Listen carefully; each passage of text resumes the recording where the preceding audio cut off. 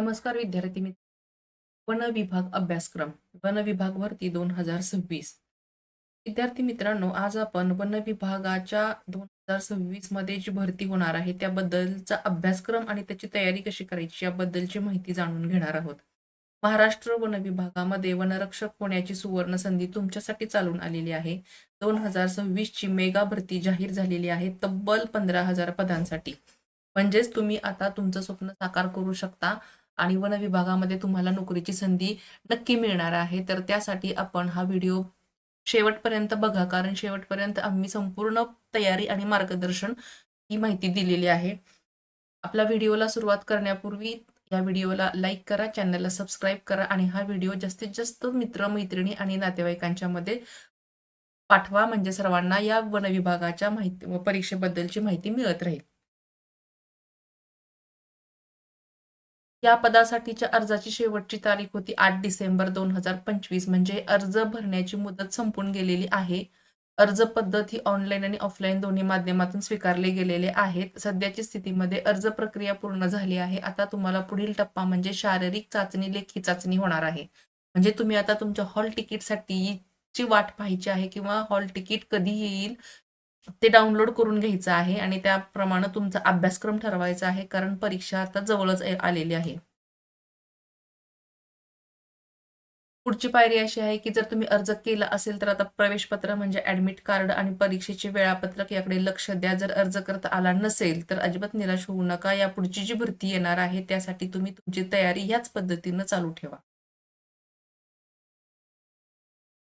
निवड प्रक्रिया असणार आहे. यामध्ये शारीरिक चाचणी असणार आहे, फिजिकल टेस्ट, लेखी परीक्षा म्हणजे रिटन एक्झाम असणार आहे, गुणांकन व मेडिकल तपासणी सुद्धा असणार आहे आणि त्यानंतर तुमची अंतिम निवड यादी प्रसिद्ध होणार आहे. म्हणजे तुम्हाला शारीरिक चाचणी द्यायची आहे, लेखी परीक्षाही द्यायची आहे.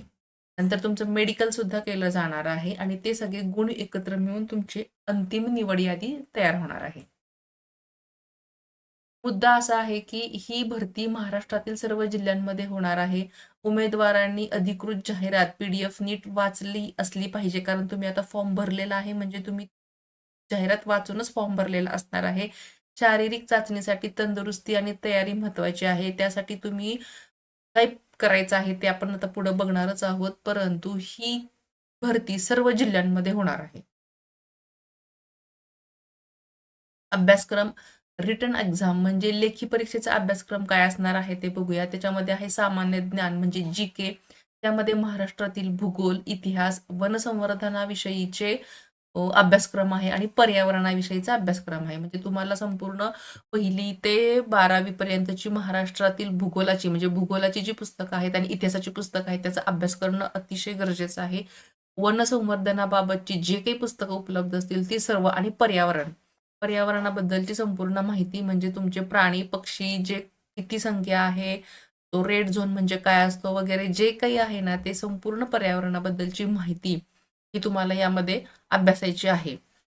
त्याचबरोबर अ, गणित व बुद्धिमत्ता चाचणी याच्यामध्ये अंकगणित, तर्कशक्ती आणि कोडी हा अभ्यासक्रम असणार आहे. गणित आणि बुद्धिमत्ता.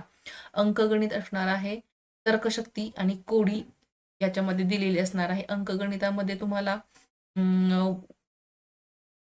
ह्याच पेपरमध्ये तुम्हाला बुद्धिमत्ता आणि अंकगणित एकत्र अभ्यासक्रम असणार आहे. तर अंकगणितामध्ये तुम्हाला काम, काळ, वेग, अ, शेकडेवारीची गणितं, त्याचप्रमाणे रेल्वेचं अंतर म्हणजेच काळ, काम, वेग, आणखीन अ, अशा पद्धतीची गणितं असणार आहेत. तर्कशक्तीमध्ये तुम्हाला दिशांच्या वरची गणितं असतील, तसंच तुम्हाला एकसारखी जी चित्र दिलेली असतात त्याच्याप्रमाणे ते शोधायचे आहेत. ABCD वरूनचे जे काही प्रश्न येतात त्याप्रमाणे ते प्रश्नांची सोडवणूक करायची आहे. म्हणजे ए साठी 1 अंक दिलेला असेल, सी साठी 3 दिलेला असेल, तर त्याचप्रमाणे पुढचे अंक दिलेले असतील, अक्षर दिली असतील, तर त्याप्रमाणे त्याला कोणता अंक येईल.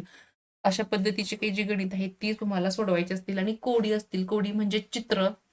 त्या चित्रांमध्ये एकसारखंपणा असेल आणि मग पुढचं 2 दिलेले असतील एकसारखे, तिसरं त्याला मॅच होणारं त्याचा पर्याय शोधायचा आहे. अशा पद्धतीची गणितं कोडी यामध्ये असणार आहेत.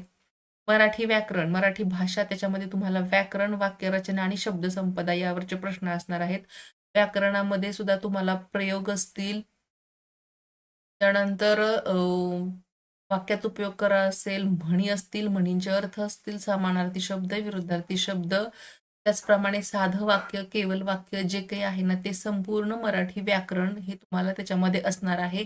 मराठी व्याकरण आणि बुद्धिमत्तासाठी गणित इतिहासाच्या भूगोल इतिहासाच्या सुद्धा पेपरसाठी आपल्या यापूर्वीचे व्हिडिओ तुम्ही नक्की पहा. त्यामध्ये तुम्हाला संपूर्ण माहिती मिळून जाईल. इंग्रजी भाषा त्याच्यामध्ये मूलभूत व्याकरण, शब्दार्थ आणि वाचन समज म्हणजेच इंग्रजीचं तुम्हाला व्याकरण येणं गरजेचं आहे.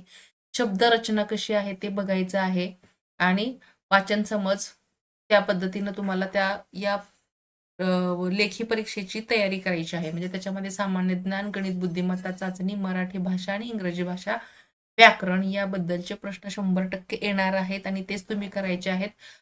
चालू घडामोडींसाठी तुम्हाला भरपूर लक्षपूर्वक अभ्यास करायचा आहे, कारण चालू घडामोडींच्या वरती 100% प्रश्न विचारले जातात. याबद्दलचे आपले व्हिडिओ आणि काही प्रश्न महत्त्वाचे जे वारंवार येतात ते आपण यापूर्वीच्या व्हिडिओमध्ये दिलेलेच आहेत, ते तुम्ही अभ्यासू शकता. शारीरिक चाचणी म्हणजे फिजिकल टेस्ट, त्याच्यामध्ये पुरुष उमेदवारांसाठी 25 किलोमीटर चालणे किंवा धावणे असणार आहे. ठराविक वेळ त्याला दिलेली असेल, एवढ्या वेळामध्ये एवढे 25 किलोमीटर तुम्हाला चालायचं आहे किंवा धावून ते 25 किलोमीटर पूर्ण करायचे आहेत. त्याचबरोबर तुमची उंची आणि छातीचं मोजमाप सुद्धा होणार आहे. महिला उमेदवारांच्यासाठी सुद्धा 16 किलोमीटर चालणे किंवा धावणे असणार आहे. ते ठराविक वेळेमध्ये त्यांनी जी काही वेळ दिलेली असेल त्या वेळेमध्ये तुम्ही 16 किलोमीटर चालायचं किंवा धावायचं आहे आणि तुमच्या उंचीचं मोजमाप इथं केलं जाणार आहे. म्हणजे तुम्हाला लेखी परीक्षा आणि फिजिकल टेस्ट म्हणजे लेखी आणि शारीरिक चाचणी द्यायची आहे. तयारी कशी करायची आहे तर दररोज जी-के आणि करंट अफेअर्स नक्की वाचायचे आहेत. म्हणजेच चालू घडामोडींचा रोजचा सराव करा. त्यासाठी अनेक वेगवेगळ्या प्रकारचे पेपर्स वाचा. त्यातून तुम्हाला बरीचशी चालू घडामोडींबद्दलची माहिती मिळते. वर्तमानपत्र वाचल्यानंतर चालू माहिती मिळते. तसंच मॉक टेस्ट आणि मागील प्रश्नपत्रिका सुद्धा सोडवा. ज्या आपण मागील प्रश्नपत्रिका आधीच्या व्हिडिओच्या मध्ये तुम्हाला सोडवून दिलेल्याच आहेत. त्याचा अभ्यास करा. शारीरिक चाचणीसाठी दररोज धावण्याचा सराव करा आणि मराठी आणि इंग्रजी शब्दसंपदा वाढवा. म्हणजे तुम्हाला अवांतर वाचन करणं खूप गरजेचं आहे. त्याच्यामध्ये मराठी, इंग्रजी म्हणींचा सराव करा.